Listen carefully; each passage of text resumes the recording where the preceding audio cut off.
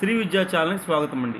అయితే ఈ 2025 మనకి శ్రీ విశ్వావసు నామ సంవత్సరంలో మనకి అర్ధాష్టమ శని అంటే ధనుసు రాశి వాళ్ళు, ఏలినాటి శని అంటే కుంభరాశి వారికి మరియు మీన రాశి వారికి, అలానే అష్టమ శని సింహరాశి వారికి.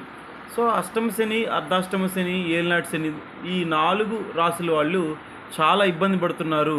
చాలా ఘోరమైనటువంటి పరిణామాలు ఎదుర్కోవాలి, చాలా గందరగోళం అని చెప్పి యూట్యూబ్లో వైరల్ అవుతూ చాలా బాగా భయపెడుతున్నారండి. గమనించండి, శని ఇబ్బంది పెట్టినప్పటికీ తను చక్కటి స్థిరత్వాన్ని ఇస్తాడు. అలానే చక్కటి మన లైఫ్లో ఏదైతే సాధించాలో గోల్స్ని కూడా చక్కగా మనకి మంచిగా సెటిల్మెంట్ ఇచ్చే వెళ్తాడు. అయితే మీన రాశి వారు భయపడాల్సిన పని లేదండి. చక్కగా మీ దగ్గరలో ఉన్నటువంటి ఏదైనా దేవాలయంలో, అంటే కొంచెం కైంకర్యాలు తక్కువ అందుకునేటువంటి దేవాలయాల్లో, కొంచెం రాబడి లేనటువంటి దేవాలయాలు వెతుక్కొని అక్కడ నువ్వుల నూనె 1 కిలోంబావు నువ్వుల నూనె లేదా ఒక 2 కిలోల నువ్వుల నూనె ఇవ్వటం.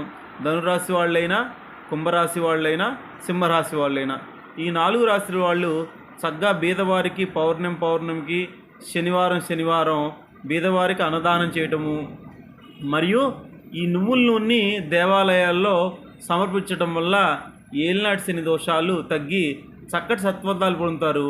అలానే మీరు భయపడాల్సిన లేదండి. ధనుసు రాశి వాళ్ళకి చక్కగా సప్తమంలో గురువు యోగిస్తున్నాడు కాబట్టి మీరు దీని నుంచి బయటపడతారు, ఇబ్బంది లేదు. కానీ పరిహారం చేసుకోండి.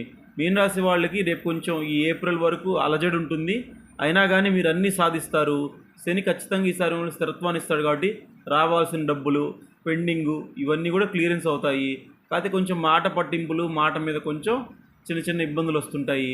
దానికోసం ఎక్కువ మీరు ఏం చేయాలంటే శివాలయంకి వెళ్ళి సాయంత్రం పూట ప్రదోష కాలంలో శివుడికి ఒక 11 ప్రదక్షిణలు చేయటం వల్ల ఇలాంటివన్నీ మనకి తగ్గి చక్కగా మనకి రావాల్సినటువంటి అమౌంట్స్ ఏవైతే ఉన్నాయో అవన్నీ చక్కగా వస్తాయి.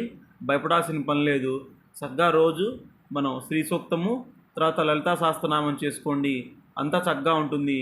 ఏలినాటి శని దోషాలు మీకు వర్తించవు. ఉన్నప్పటికీ మనం బయటపడతాము. అందుకని నువ్వుల నూనెని మన శివాలయంలో కానీ ఏదైనా తక్కువ అందుతున్నటువంటి దేవాలయాల్లో అక్కడ మీరు నువ్వుల నూనెని డొనేట్ చేయడం చాలా మంచిది. అలానే పౌర్ణమికి తర్వాత ప్రతి శనివారం కూడా ఒకరికి కానీ ఇద్దరికి కానీ చక్కగా అన్నదానం చేయండి. ఈ అర్ధాష్టమ శని ధనుసు రాశి వాళ్ళు, అష్టమ శని సింహరాశి వాళ్ళు, ఏలినాటి శనిలో ఉన్న కుంభరాశి మరియు మీన రాశి వాళ్ళకి చక్కటి సత్ఫలితాలు పొందుతారు. జై బాలా త్రిపుర సుందరి. ఈ వీడియోని అందరికీ పంపించండి. అందరి పరిహారాలు చేయటం వల్ల చక్కటి సత్ఫలితాలు. So please subscribe.